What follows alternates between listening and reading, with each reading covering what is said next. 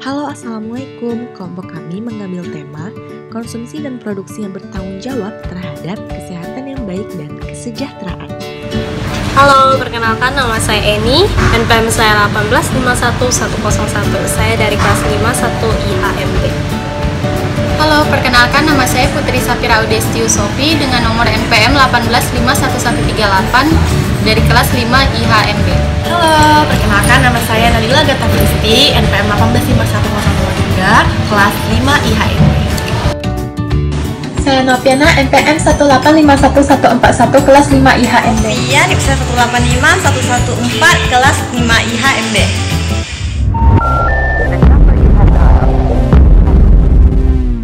Pengaruh konsumsi dan produksi yang bertanggung jawab terhadap kehidupan sehat dan sejahtera di dalam masa pandemi COVID-19 ini telah menjadi konsen untuk kita bagaimana dengan cara mengimplementasikannya dan cara menerapkan kebiasaan-kebiasaan tersebut menjadi kebiasaan di dalam kehidupan kita sehari-hari. Berikut adalah cuplikan yang akan kami tampilkan, yaitu cuplikan implementasi dari tema yang kami angkat.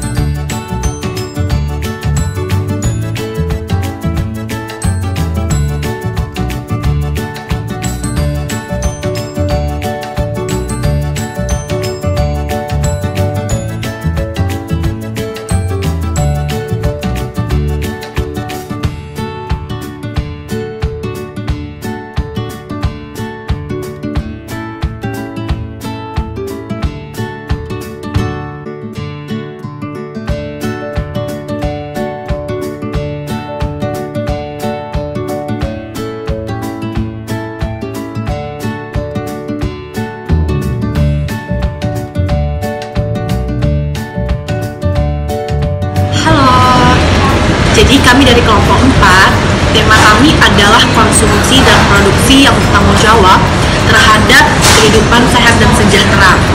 Nah, jadi di sini kami menggunakan botol tumbler sebagai cup untuk pembelian minumannya. Dan kami menggunakan botol minum ini untuk meminimalisir plastik cup dan limbah-limbah plastik yang bertumpuk. Dan juga kami menggunakan sedotan stainless untuk meminimalisir penggunaan plastik yang berlebihan dan limbah plastik yang susah diurai melalui pembakaran. Dan kami mengunjungi gerai Starbucks. Dan apa sih hubungan kami menggunakan botol tumbler dan sedotan stainless ini? Yaitu yang pertama tadi untuk meminimalisir plastik-plastik yang berlebih.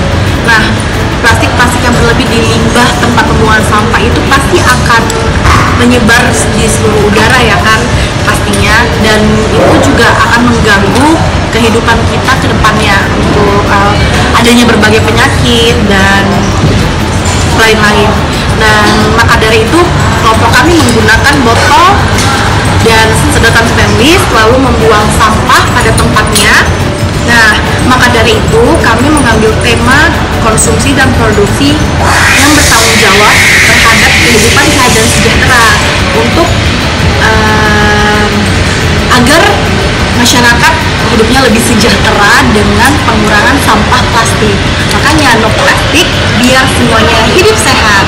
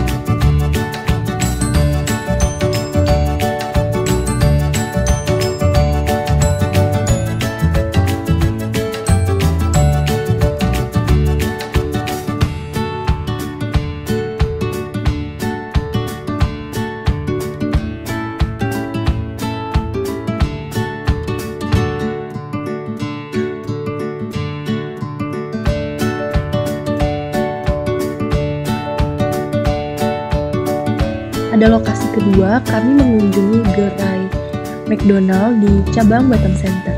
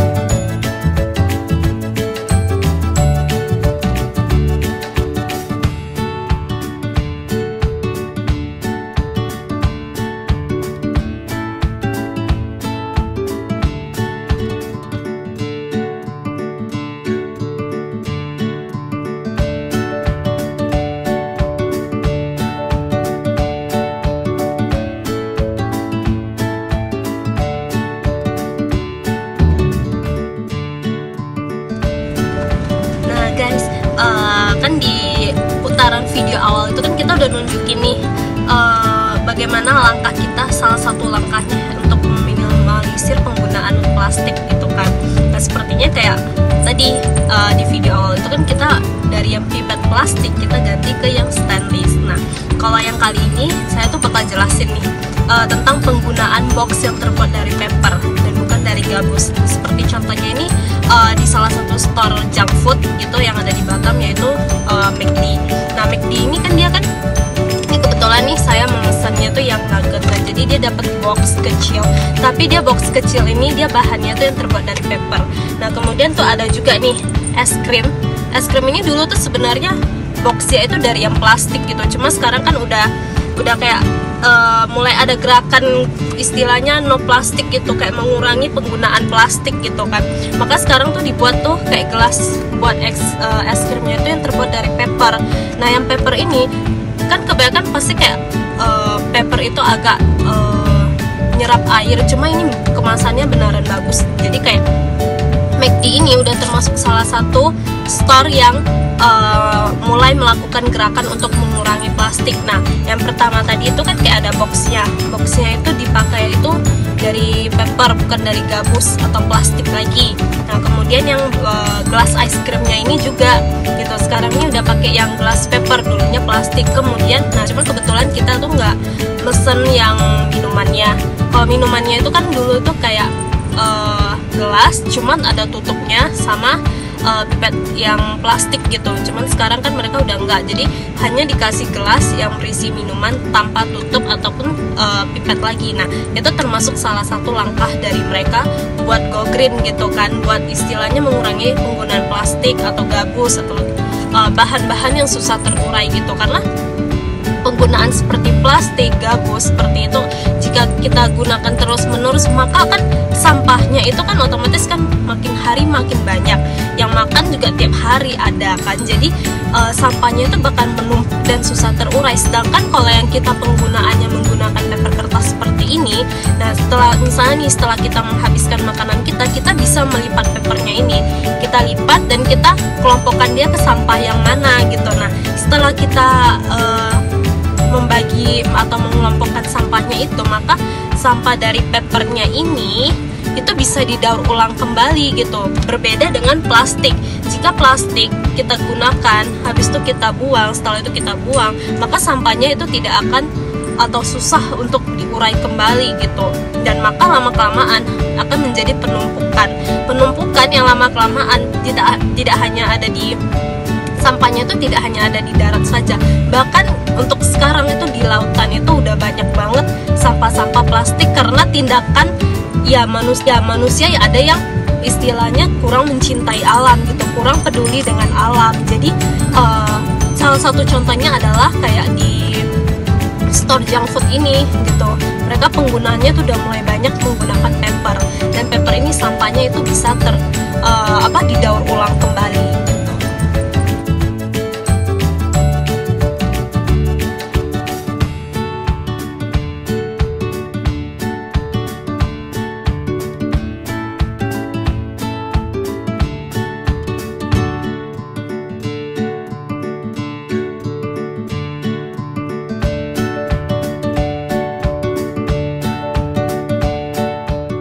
Berikut adalah daerah Sotling yang dimana dikenal dengan daerah resapan air yang ditumbuhi dengan pepohonan-pepohonan.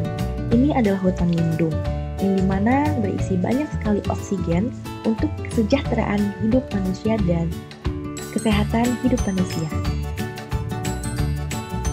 Ini adalah Mentarau Tuban yang dimana sebagai tempat pembuangan sampah pada masyarakat yang tinggal di sekitaran Mentarau. Dan ini adalah tempat pemilihan sampah yang dimana akan dibawakan ke tempat pembuangan akhir. Walaupun tempat pembuangan sampah ini nampak jauh dari pemukiman warga, jika sampah-sampah ini dibiarkan akan menjadikan lingkungan sekitar ini menjadi sarangnya penyakit, yaitu seperti penyakit demam berdarah yang dimana terkumpulnya nyamuk-nyamuk dan lalat-lalat yang hinggap dan bertelur di sampah-sampah. Kemudian lalat itu menghinggapi rumah-rumah yang berada di sekitaran Mentarau. Tetapi kita sedang melihat bahwa tadi ada seorang yang sedang memilah sampah yang akan dibawakan ke tempat pembuangan akhir.